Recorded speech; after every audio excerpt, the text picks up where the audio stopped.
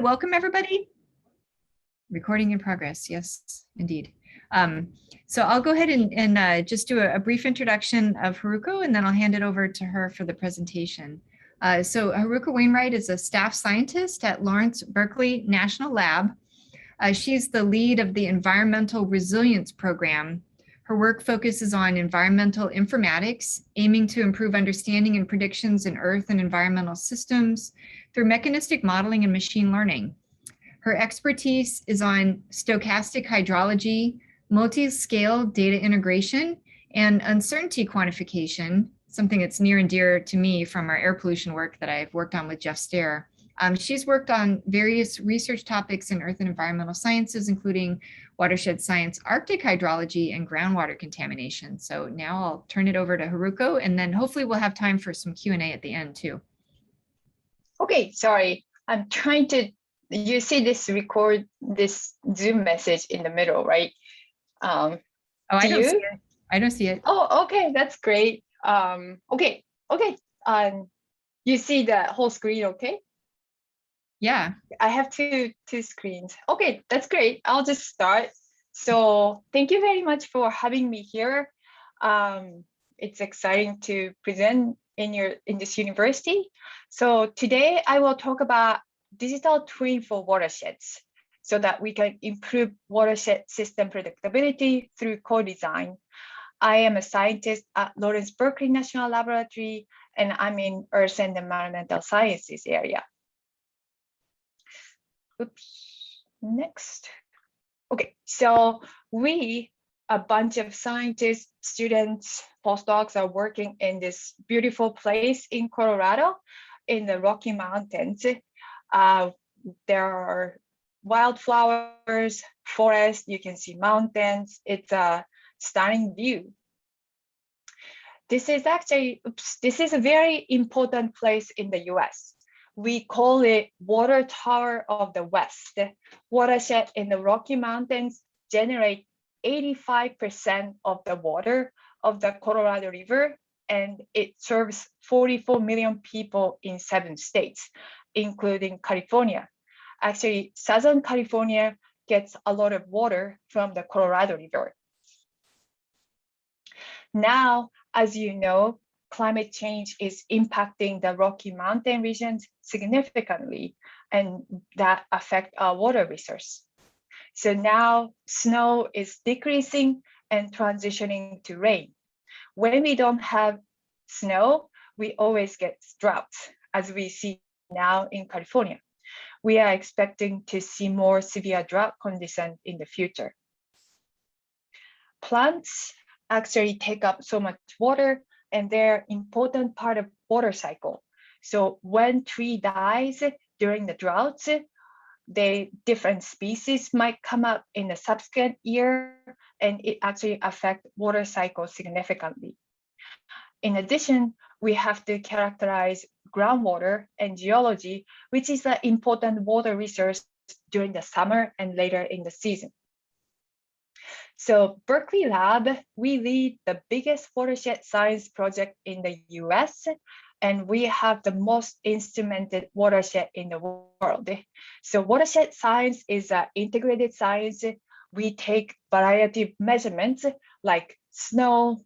Here you see snow measurements. We collect a lot of plant, looking at plant leaf chemistry. We drill wells, and we sample groundwater, and we also measure river and river water chemistry. We aim to understand how these different components, snow, plants, soil, and bedrock interact and govern how climate change affects water resource and water quality. We pioneered team science. Actually, Lawrence Berkeley National Lab is the first national lab in the US, and we have been pioneering collaborative team science research so that we integrate different disciplines, for example, computational numerical modelers with experimentalists or microbiologists and remote sensing person, and we work together in this project, and it's been very exciting. So our watershed is located in the upper Colorado Basin in state of Colorado. It's near Crested Butte. We have this watershed around, let's say, 10 kilometer by 10 kilometer. We have watershed, 4 watersheds with elevation about 2,500 meter to 4,000 meter. And it has a variety of plant types, including conifers, aspens, and grassland meadows. We consider that our watershed is a natural laboratory. Snowpack varies tremendously year to year. So we had the biggest snow year in 2017 and smallest in 2018, and subsequent water discharge was the lowest ever in 2018 as well. So we measure, for example, water discharge at multiple locations within these 4 watersheds. We measure nutrient concentrations like nitrate concentration, nitrogen concentration, carbon concentration. We see big year-to-year variability associated with snow variability, but we also see some trend. For example, we have seen a decadal decline in nitrogen concentration, nutrient concentration in the river, which we have been investigating the causes right now. So Department of Energy, we are one of the lead labs for climate and earth system models in the US. So this is one of the biggest efforts within the US. So we use a range of simulation capabilities and modeling approaches, including atmospheric model. You can see like a cloud, and we can simulate precipitation, for example, over the globe. And we have land model so that plants basically grow within the simulator. We can simulate nutrient water cycle, including how much plants take up water and nutrient.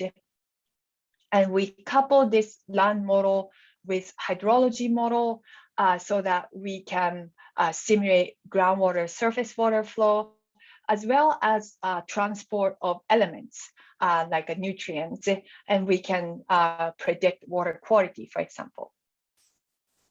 This all sounds exciting, but there are a lot of challenges. One of the biggest challenge is heterogeneity. So the watersheds, like natural systems, are very not uniform. It's very heterogeneous, and the heterogeneity is multiscale. So there's a large scale heterogeneity from the lower elevation to high elevation dictated by elevation. But within, let's say, one hill slope, there is a lot of heterogeneity dictated by microtopography and plants, for example. So we want to tackle how these multi-scale complex heterogeneity affect the aggregated responses, like water resources, water quality in the river, or how that dictate watershed responses to climate changes. So in this project, we are building watershed digital twin or watershed co-design approach. So on one hand, we are using advanced monitoring and characterization technologies to capture the spatial temporal variability of watershed system. So we use drones, for example, to characterize plants. We use Airborne. We put instrument in airplanes to capture map snow, for example, over the large region. And we have many sensors, ground sensors, soil moisture sensors, geophysics to look at underground. And on the other hand, we are developing simulation capabilities to simulate eco-hydrology and biogeochemistry. So we work together such that the characterization team provide parameterization and conceptual models for simulations.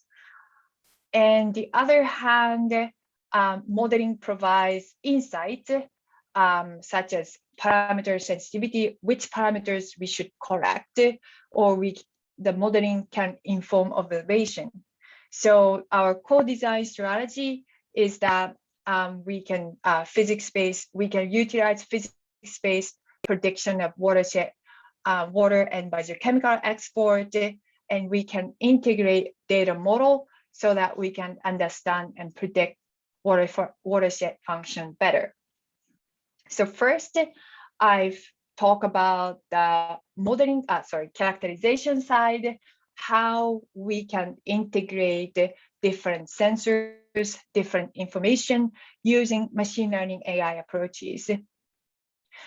And particular, we focus on characterizing co-variability between subsurface properties and surface properties so that we can eventually estimate subsurface properties, for example. So we have collected, I would say, unprecedented layers of airborne data sets. So airborne data, by saying airborne data set, we put instrument in the airplane so that, let's say, on the airplane, it takes a bunch of pictures and we can put the pictures together so that we can get an entire map of, let's say, snow over the catchment, or we have so-called hyperspectral measurements to identify plant species and measure leaf chemistry. We have LiDAR, which is somewhat similar to laser for characterizing geomorphology, plant structure. And we also have electrical magnetic survey, which quantify geology and rock properties. And I would say each mapping costs like 100K or very expensive. So this is very unprecedented layers of data sets to investigate watershed in very high resolution, up to a meter resolution. So for example, this is the airborne hyperspectral data set. So hyperspectral data set is like basically a picture, but instead of RGB, red, green, blue, we have this 426 channels. So we can actually capture the absorption band, or almost like leaf chemistry. We saw that we call this is spectroscopy mapping over the watershed. And the spatial resolution is 1 meter. So we can actually look at each individual tree, for example. And this is the LiDAR picture. So basically LiDAR is like a laser. So we can measure the depth, and we can actually reconstruct 3D surface of the topography and also tree crown structure.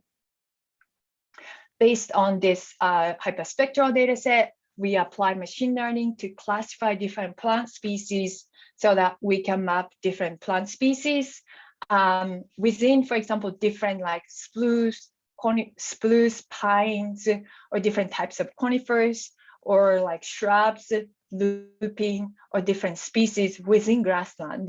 That cannot be possible with other satellite or remote sensing dataset. Hyperspectral dataset is really powerful because of hundreds of spectral bands.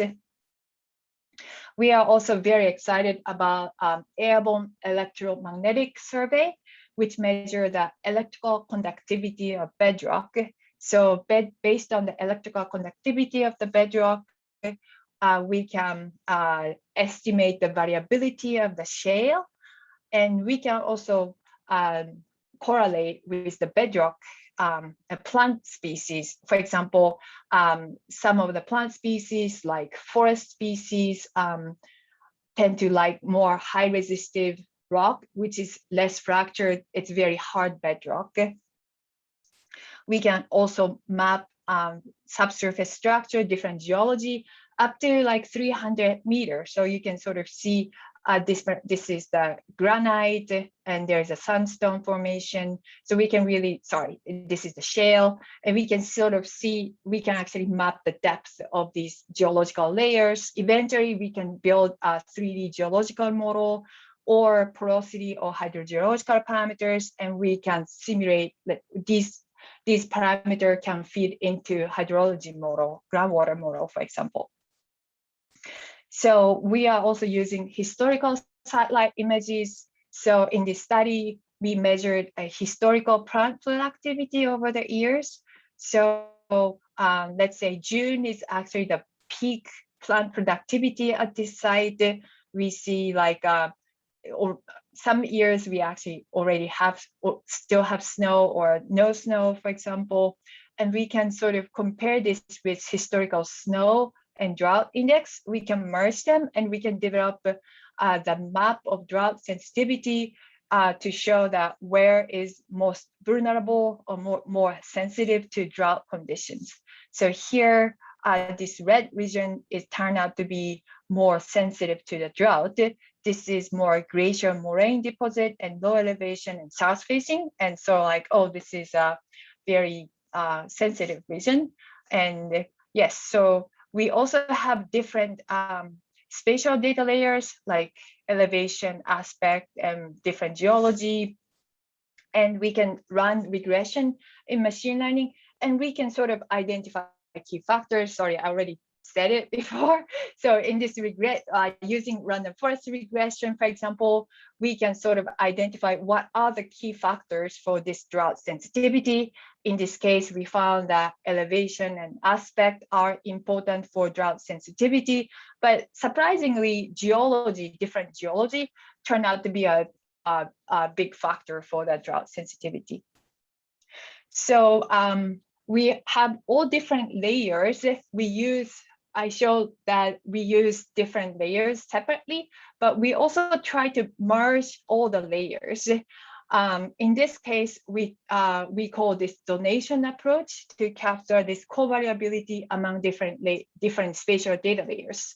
So we hypothesize that different above and below ground compartments correlated each other. For example, geology control groundwater flow, and groundwater flow controls soil moisture, and that affect plant species and soil biochemistry. So we always see that things are very interactive, co-evolve in the natural system, so that we can identify watershed zones or subsystems, such that we can capture these co-varied bedrock through canopy properties. Once we identify these zones, we can inform characterization, or we can estimate hard-to-scale parameters like soil or subsurface parameters in the watershed scale. So yes, we are taking hierarchical representation for watershed heterogeneity.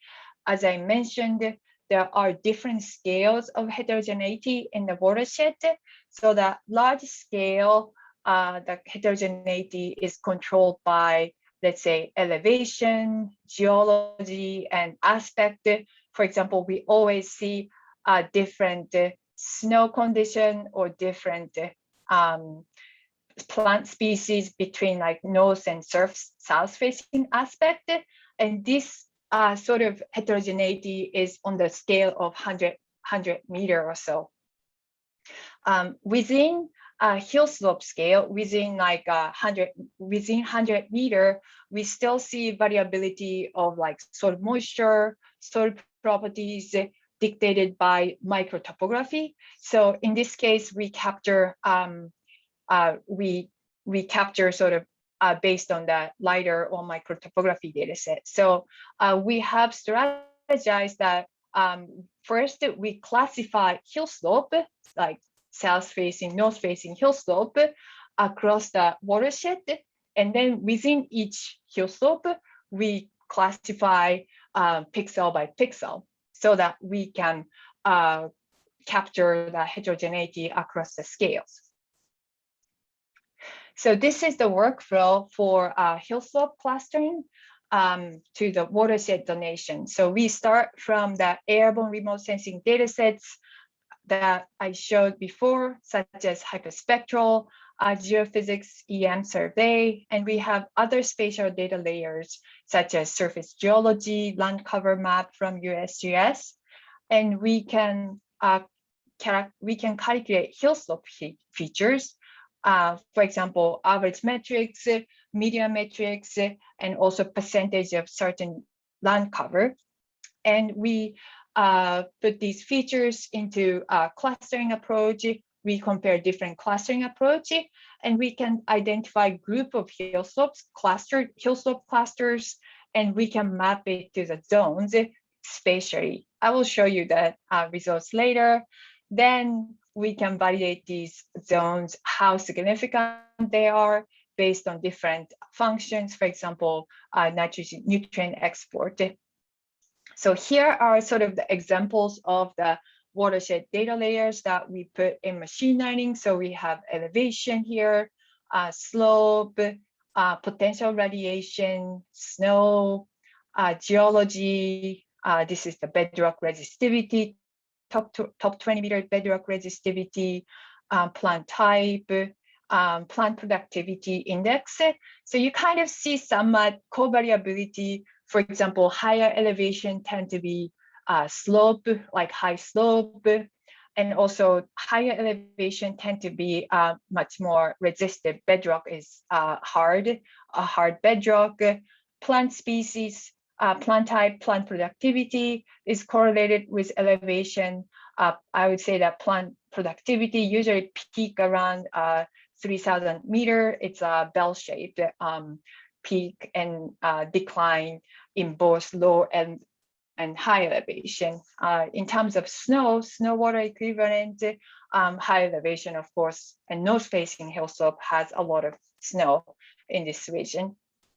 So we put these layers into clustering, and basically we can collapse these multidimensional data layers into one-dimensional representation, which is the zone classes. So we have zones like 1, 2, 3, 4, 5, 6, 7, 8, 9 here, and we kind of compare different methods. We just don't want to rely on one method to the other, because sometimes that these different methods give you different answers.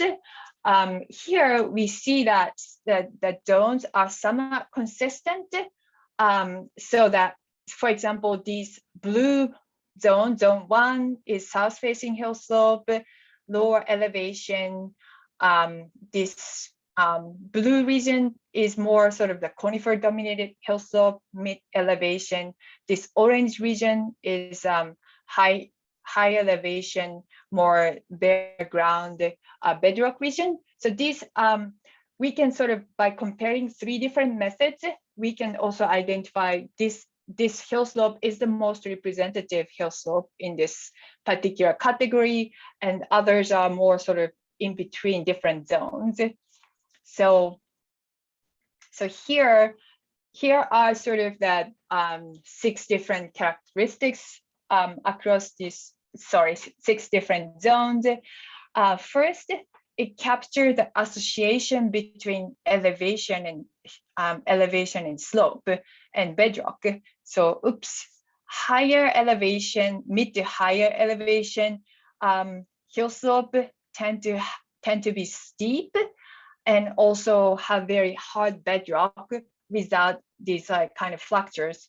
Low elevation hill slopes tend to have more fractures in the bedrock. Plant species are associated with bedrock and elevation as well. Conifers can grow over very hard bedrock, like granite or hydrothermally altered shale, metamorphic shale, for example. Lower elevation, south-facing hill slope tend to have more just grass and shrubs. North-facing hill slope, lower elevation, have more mixed plant species. So this is kind of great to inform the characterization, so that we can have, like, let's say 6 intensive sites to capture these different regions, different zones. So we also tested if these zones represent any kind of watershed functions, what we care as a product or a response. So we looked at nitrogen export, these 11 different subcatchments, and this is a coverage of different zones. So we see that when we plot like a discharge versus nitrogen export, nutrient export, we see sort of the log linear relationship, but this is like a bifurcation. Some catchment have very low, some small catchment have very low nitrogen export given discharge, and some of them are high. So we found out that this small catchment is associated with one zone, more conifer dominated and hard bedrock. This zone 2 is more associated with aspen and also kind of fractured bedrock. So it's nice to see that zones actually represent watershed functions. So we have been using these zones for model parameterization. So we are actually developing soil evolution model to estimate soil thickness across the domain. So we can assign different soil production and soil diffusion coefficient measured in two zones in this case, and we can distribute soil thickness for model simulation over the domain. And in fact, we found different soil thickness distribution between zone 1 and zone 2 in this case. We are also mapping various parameters in the watershed as well. For example, this is actually the work done by Sam in this department in your university. This is the soil texture distribution at different sites. So this is the soil texture, and this is the different like silt loam or silt clay loam, different soil texture classes. And we have seen that different zones, like this is zone 1 and zone 2 versus zone 3 and 4. There are different, soil texture classes are distinct depending on the zones, which is nice. And in addition, we are mapping soil thickness, soil microbial properties, and bedrock, which will go into the model simulations. So maybe, yeah, I still have time, I think. So next step, I will talk about the other side. So I talked about digital twin. So far, I talked about characterization side. We use machine learning. We use different airborne sensor data layers to characterize bedrock to canopy properties, and we look at co-variability. From now on, I talk about modeling side. So we have the simulation capability to simulate hydrology and how we can use machine learning to inform the sensor network design. So in this project, we are developing an integrated sensor package to monitor above and below ground ecosystem processes. For example, we have a radiation sensor and phenocam to monitor how plant grows and how plant behave, how productive plants are in different conditions. And we can also measure snow depth. In subsurface, we have sensors to measure soil moisture, temperature, and groundwater table, for example, so that we can really measure ecosystem as a whole. And some sensors are expensive, but now a lot of local sensors are available. For example, soil moisture or snow depth. So we can actually distribute, let's say, 100 locations across the watershed. And actually now part of my team is at this site and putting all the sensors at place across this watershed. So for example, from the hydrology result, we can map soil moisture distribution. We can do the prediction of the soil moisture map in this one watershed. So this is low moisture is actually red, high moisture is actually wet and blue. So we can see sort of low moisture in high elevation region. And this is the week 31. So this is just before the snow melt. And during the snow melt, soil moisture goes up because soil melts and water goes into the soil. And then after snow melt, soil starts to dry up, soil moisture goes low, and so we can sort of simulate this temporal and spatial dynamics over the catchment. So first, we check if the zonation that I showed earlier can represent different simulated quantities. This is the water table variability, sort of the difference between highest and lowest water table across the watershed, across different zones, 6 zones that I showed. So you can see that water table is more variable in high elevation zones. So zone 6 is high elevation zone. The water table is much more variable within 1 year. So ET, evapotranspiration, is also distributed according to the zones. Different zones have distinct distribution of ET. Middle elevation, this is also forest-dominated, conifer-dominated zones tend to have high ET.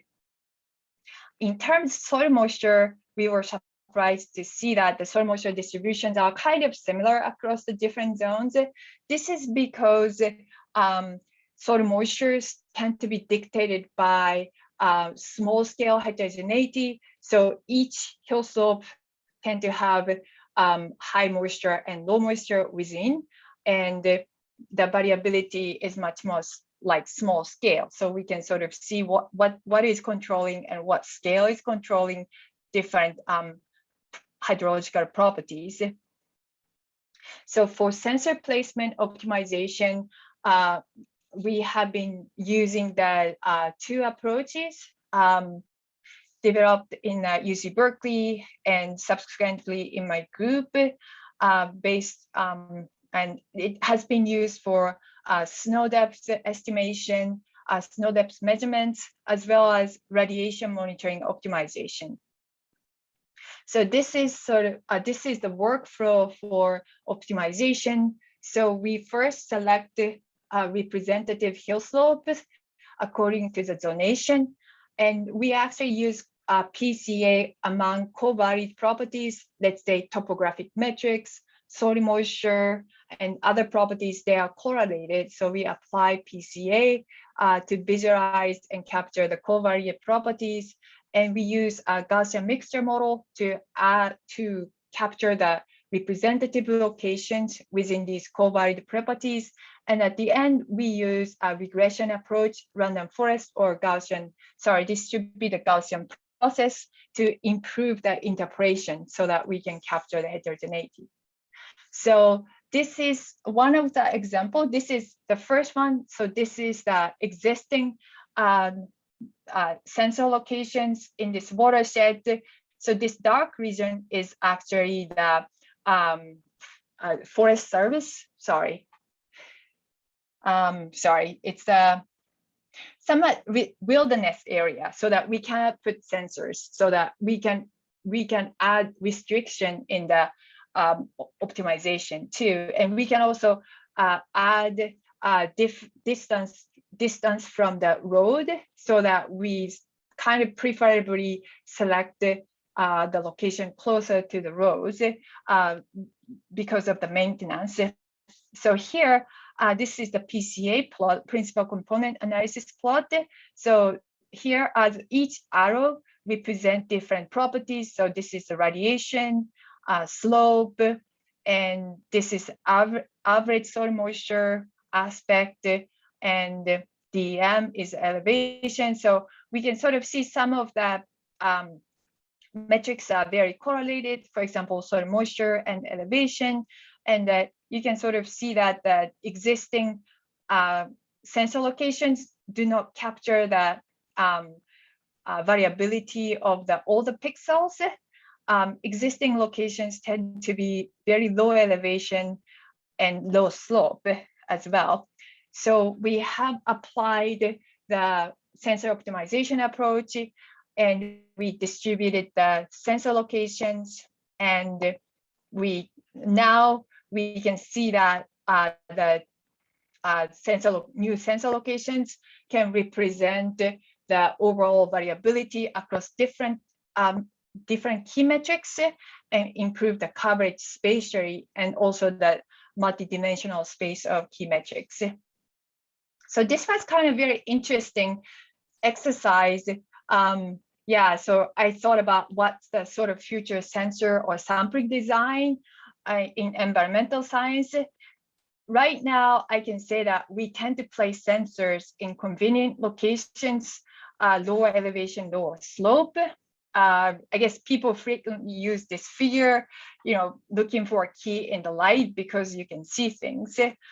Yeah, if you ask AI machine learning where to place sensors, yeah, this might be the answer. AI might tell us to go more extreme locations, more difficult locations, but I think this is critical to identify gaps and where we need more information to improve the predictability. So I guess I went through quickly. Sorry if I'm happy to answer any questions. Sorry if I was too fast.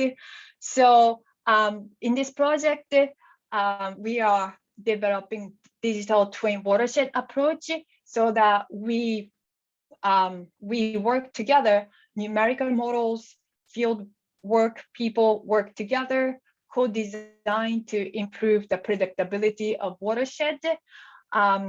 In particular, we have many airborne remote sensing data layers, which provide high resolution maps of plants, snow, geomorphology, elevation, and bedrock.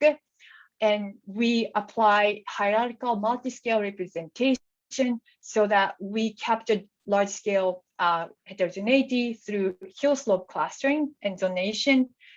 And within hill slope, we parameterize soil thickness, soil texture, pixel by pixel. So we are trying to establish model-informed characterization. So based on model simulation results, in this case, I show the model prediction of soil moisture and water table. We can place sensors to capture the variability of these multivariate properties. And we can use machine learning, such as Gaussian mixture model and regression, so that we can improve the spatial temporal representation of captured by this sensor network. So we are pushing the boundary of sort of an AI-enabled watershed science. AI is a great tool to improve and enhance our predictability or site selection, sensor network design, and ultimately we want to improve the prediction capabilities as well. So our lab, Berkeley lab, or our area, environmental earth and environmental sciences area, have many internship opportunities, particularly in the summer, I would say, but we have internship opportunities for fall, spring as well. Particularly, we have many students between undergrad and graduate school, so that they can sort of try out research opportunities, and they can decide, they see if they like research, they apply graduate school, for example. And we do have, I actually help many undergraduate students getting into graduate schools as well. And we have graduate student opportunities as well. And let us know if you're interested in watershed science, or we have many different large projects, one in Arctic, one in tropics, or urban science, urban environment, and so many atmospheric and others. So when you apply these programs, let us know. A lot of students actually reach out directly to scientists, and that's actually the best way for us to know you, for example. So please feel free to reach out to me or any scientists, you can find all the scientists on our website. And yes, please let me know any question, and I'm happy to answer any questions in this presentation as well. Thank you. All right, so we've got a question already. Maybe Igor, if you want to just come off mute and ask your question directly. We're a small group.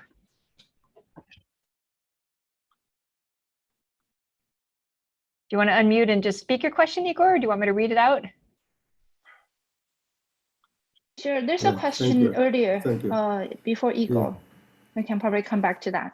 Oh, okay, all right, so that's Edward's question. Yeah. Okay, so should I start? So, Are you checking? yeah, we had a question in the chat about are rustlers cattle thieves? Is that what you're referring to, Xiao? Yeah, maybe we can get that question answered, and then we'll let Igor give his question. Okay, are you checking for radioactive contaminations? I heard you're a nuclear scientist. You have some background about nuclear, yes? Yes, I do work on nuclear contamination. I guess, yeah, this particular project is not focused on radioactive contamination. There is no known sort of radioactive contamination source. There are mining sites within the domain, and some of the scientists are actively looking into water quality issues. Yeah, I guess we tend to work on many projects within the lab. And yeah, if you are interested in the nuclear side, I'm happy to chat later too. I just heard about contamination in Washington state, so that's why I'm wondering. It's quite close, and maybe I'm promoter of solar energy, so and very worried about contamination from radioactive waste. So it's a great problem for nuclear power plants. So that's why I'm interested in. Sure. Yeah, DOE, Department of Energy, has been managing many of the sites from Manhattan Project. There are more than 100 sites. Washington State has the biggest one. It's called Hanford site. And many of our scientists are actually applying these characterization approach, that the environmental science, earth science approaches, skill sets are very similar. We characterize subsurface groundwater, and we simulate, instead of nutrient cycling, we simulate contaminant transport, radionuclide transport. All the capabilities are the same. I would say that this particular project I showed you, like Watershed Science, is an Office of Science project. So it's more sort of focused on capability, our science development. I say, okay, but for simulation, you need very accurate data for everything because your models are very complicated. So what accuracy of this data? Thank you. Yes, we are, there are, I would say that different level of accuracies for different properties. For example, plant species, let's say, we can map pretty accurately over a large domain at high resolution right now. Yeah, soil and bedrock properties are very hard, but as I showed you, we are sort of trying to push the boundary of how we can characterize the heterogeneity. And always we have some uncertainty, but we do uncertainty quantification, like not just one simulation, but running simulation at like 100 times, depending on the different parameters. So we try to address that issue as well. Thank you. Yeah, so we did have an earlier question that Edward had posted in the chat. I think this is a vocabulary question. Are rustlers cattle thieves? I actually don't know that. Are they the names of flowers or plants, maybe? Yeah, I was just curious because it's Colorado and cattle country and all that other good stuff. So I wasn't sure. I saw rustlers in the legend of one of the charts you showed, but it's not that important. It just struck my, basically I picked it up and said, I wonder what that is. There could be. I have to say that I'm not a plant ecologist. I know like major species like aspen, like shrubs, lupins, for example. But yeah, sorry, I don't know the particular species. We care some of like nitrogen fixers like lupin or different conifer species because we know that some conifers are more susceptible to beetles, different insects. But yeah, sorry, I don't know that particular species. Thank Yeah, you. I can check if you're interested. No, it's okay. Thank you.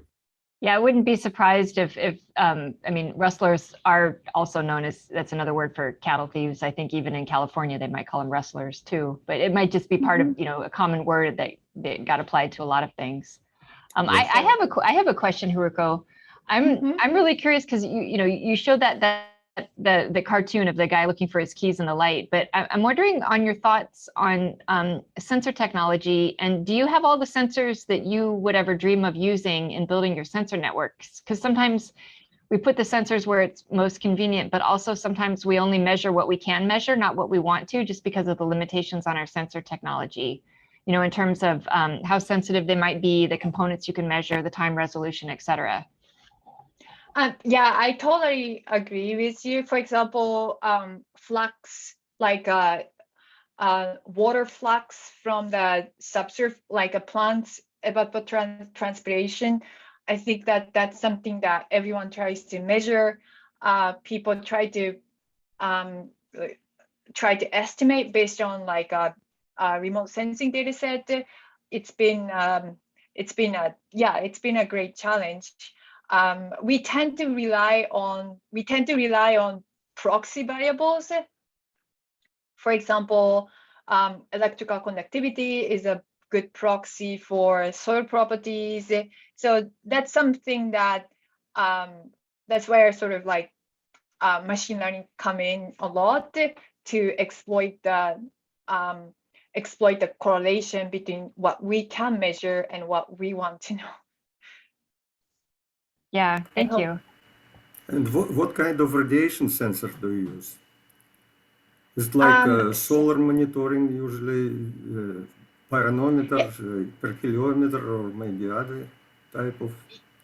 Yeah, I don't sensors? know the instrument on top of our head, but we tend to measure shortwave radiation, more for that sort of the solar radiation. Yes, the shortwave solar radiation, and we measure like downwelling and upwelling so that we can get the energy budget at the hill slope.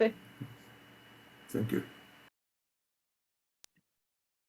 Yeah, related question, Haruko. How are the airborne sensors powered? Are they still battery powered or solar powered? Airborne measured, so airborne measurements are like a battery powered in a manned aircraft. So there are the airborne measurements, when we call it's a manned aircraft, it's a big airplane. So it has a big battery inside for the instruments. Drone is a challenge for us. We can put only small sensors. So there are small sensors, let's say for LiDAR technologies, like for the one that used for like autonomous driving, we use similar sort of LiDAR technologies in the environmental science to measure the plant height, for example, or the plant growth over time. And these existing sensors, some of them are lightweight in a sense that they can be powered by solar batteries or sort of, it depends. And some of them required sort of power source, I would say.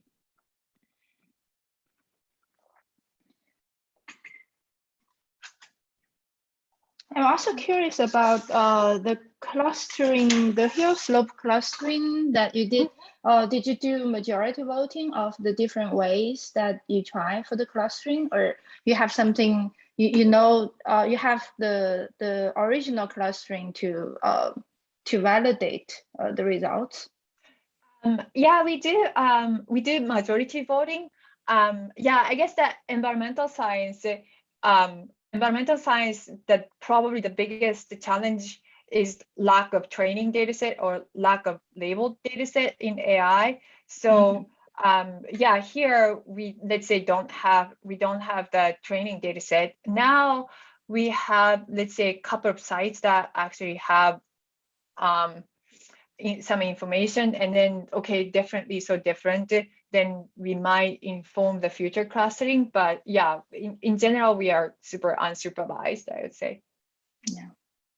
Thank you. Yeah. Yeah, I have a follow-up on that too. Are there other examples of when you're using tools that have been developed and optimized for other types of problem solving, when you port them over to your types of problems, where you're finding out that you need to do things differently or need to change the tool in a way? I'm thinking of when people first started using PCA and air quality analysis ages ago. The standard way of doing it just didn't work, and then they had to play with all the different types of rotations until they could get something that made sense. Yes. Just wondering if there's other examples of some of the other analysis tools that you've had to really adjust the analysis tool, in addition to the one that Xiao's pointing out here. Yeah, that's a good point. Well, we often find, let's say, we try to do the detection of the, let's say, groundwater discharge to the surface or something like that, and try to apply image detection. But it's pretty hard because the natural systems, things are kind of more subtle, not like in a, like, maybe like remote sensing, image processing side, we have a lot of, there are a lot of machine learning AI applications. Plant classification is probably the best example, but yeah, others like a subtle features, like a detection, yeah, sort of off the shelf from like photo analysis, or like remote sensing in the human environment, like detecting the car, kind of, it's been pretty hard in the natural system. Yeah, a lot of work ahead, I think. Yeah, it is. I mean, it's also, I guess, I also work in the agriculture system. Agriculture is a little bit more easy for it. Well, I guess, sorry. Well, I would say that this is a science project, and we want to discover from the science, for science discovery. So sometimes, like agriculture, there's a definite target, like increased yield. Then AI machine learning application is a little bit more easier than like discover some patterns or hidden patterns and understand system. Then AI is a little bit hard to apply, I would say. Yeah. We keep trying to find good applications, I would say. Yeah. Do others have questions? Yeah, Ping. I'm Ping Su. I'm a professor in electrical engineering department. I'm also the director of interdisciplinary engineering programs.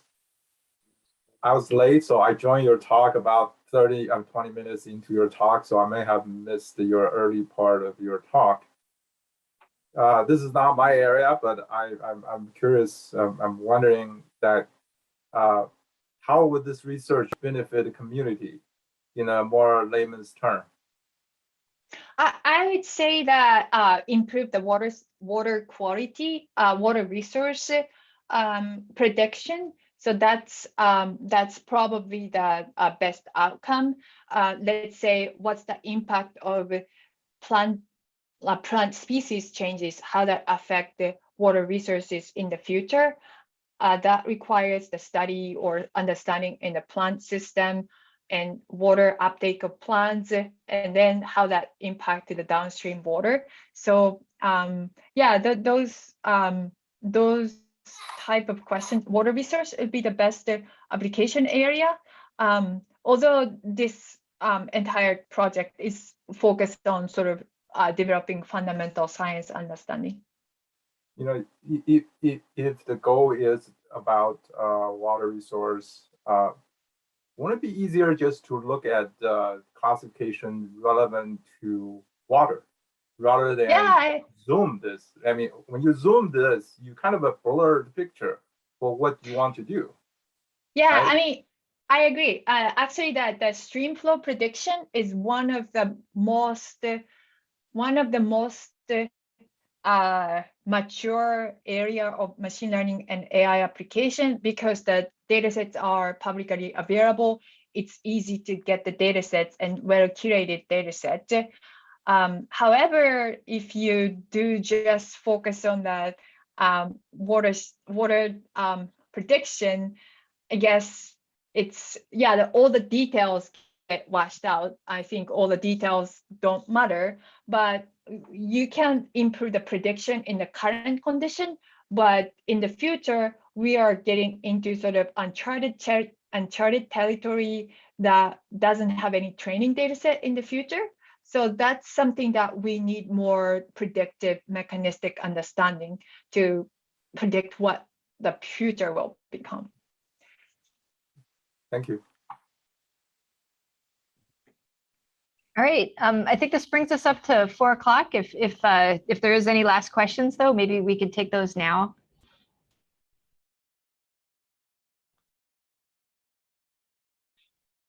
All right, and I guess hearing none, let's thank our speaker again. This was just really fascinating to me. I really enjoyed this so much. Hope everybody else did too. Yeah, I'm seeing lots of thank yous in the chat. So again, Haruko, we will promote these opportunities to our students. It looks like we may have had one of our current faculty member who was here at the beginning, but she couldn't stay the whole time, Olivia. She did intern, so that's just great. We can get more of our students to do that and then help build better ties to LBL. Sure. Yeah, I'm happy to have more chat more, and please let us know if you have any good students or enthusiastic students. We are always happy to work with students. Great. All right. And then, maybe some folks might be reaching out about some collaborations as well. So with people like you or you in your group. So anyway, thank you so much. I'll have to thank Jeff again for the introduction. Thank you. All right. Nice to see you all. Yeah. Happy Friday, everybody. Enjoy the weekend. Yeah. Bye. Thanks, Florence, for hosting.